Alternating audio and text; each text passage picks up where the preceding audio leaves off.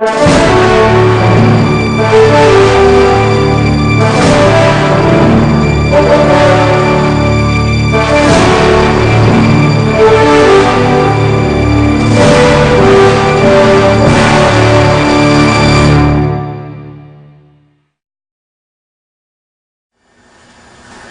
is 15 February 2010, and today in the archives at Oak Ridge Military Academy we have Sergeant Major Marvin Woodard, and he's going to be talking with Bill Northrop, class of '62.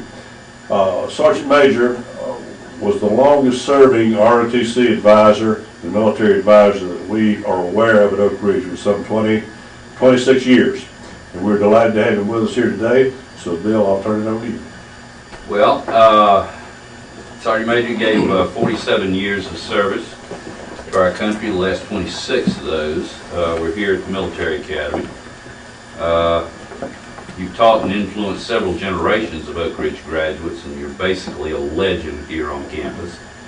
And I think from an academic standpoint, what's more important, at least for me personally, is that you're the perfect example of the warrior educators responsible for the military successes of our tribe, the Long Gray Line.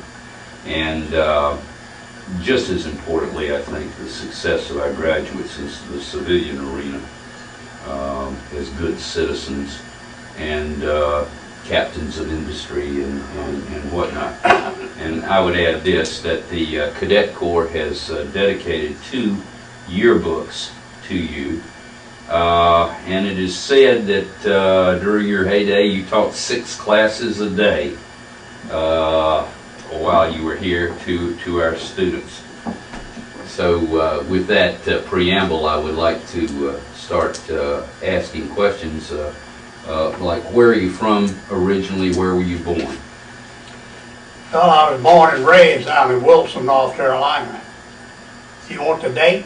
Yeah, 1926. 1925. 1925. Okay. And I attended schools in Wilson County schools. Right. I didn't graduate from high school. I attended Charles L. Coon. Mm-hmm. And I kind of dropped out and wanted to see the world. Mm-hmm. And I went up and I started working in the shipyards in Newport News for a short while. Up until the time they drafted me. And I got called in 1943 to go for my preliminary physical, which was, they looked at you, and if you walked in and walked out, they took you. You were breathing. Sent us down to Fort Bragg. And I was inducted there. Okay. In the U.S. Army. They had they stamped your records when you went through. It was comical in a sense that you were qualified for each branch or all branches of the service. But as you got down toward the end, like the Marine Corps, for an example, when they got their quota, they closed up for the day. Right. And the Air Force was part of the Army at that time. So that part, if the Air Force part was full, they closed that down. So what's left, everybody went in the Army. You didn't have any choice. Right.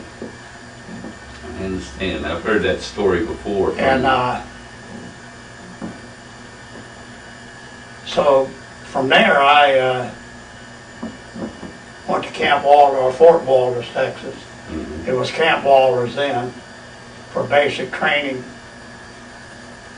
And from there, I was assigned to the 63rd Infantry Division, which was stationed at Camp Van Dorn, Mississippi. And we were training to go overseas at the time, the entire division. And we, in the fall, early fall of 44, we were on maneuvers, and we got the word that we were going over. So they cut the maneuvers short, and of course we started packing and everything, and left Camp Van Dorn for Camp Shanks, New York. And I thank God that I didn't go to the Pacific. Not that I enjoyed going to Europe, but I think the Pacific was a little rougher than what we were having. At least we knew that we were on land. We weren't going to load up on ships and go invade some island or something. So we spent 14 days on a ship, the Liberty ship, going overseas, and we landed in Marseille, France. And from there we loaded on boxcars, what they called it, 40 and 8. At that time they said 40 men or 8 horses. So they put us in there and we went up and got off in Strasbourg and went on the line there along the Rhine River. Supposedly they were on one side and we were on the other.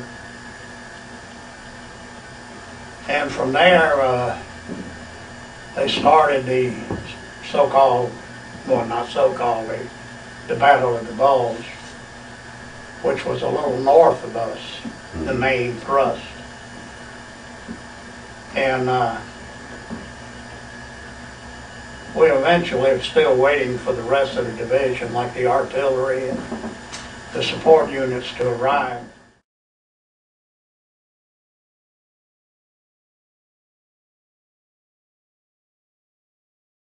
Based in Mississippi, shipped out to Camp Shanks, New York.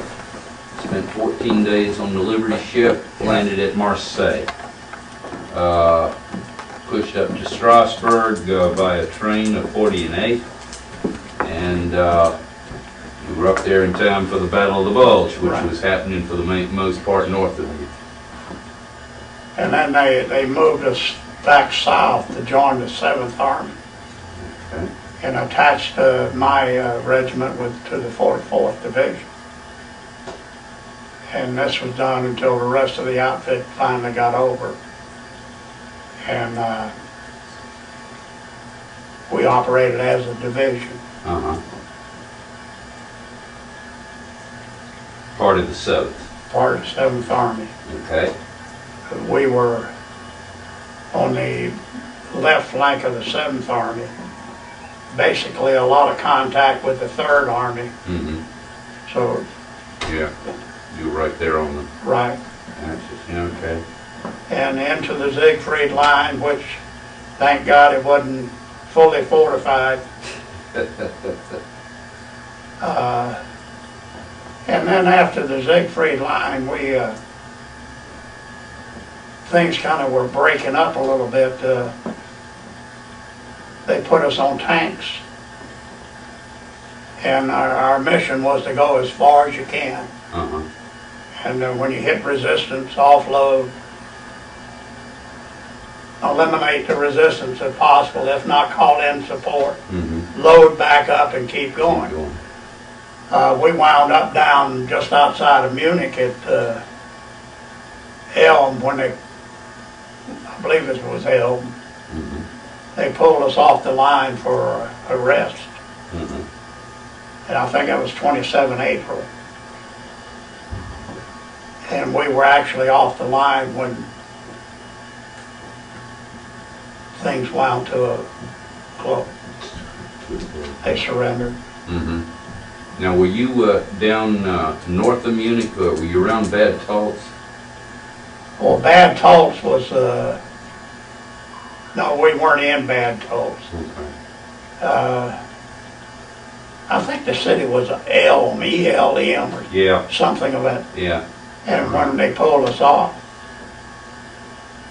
But we were just on the Autobahn going down. And it was amazing that they were using that Autobahn as airstrips.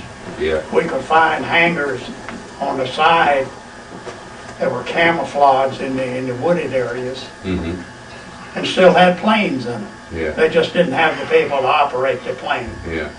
And that was what the Siegfried line, they just didn't have the people left to operate it.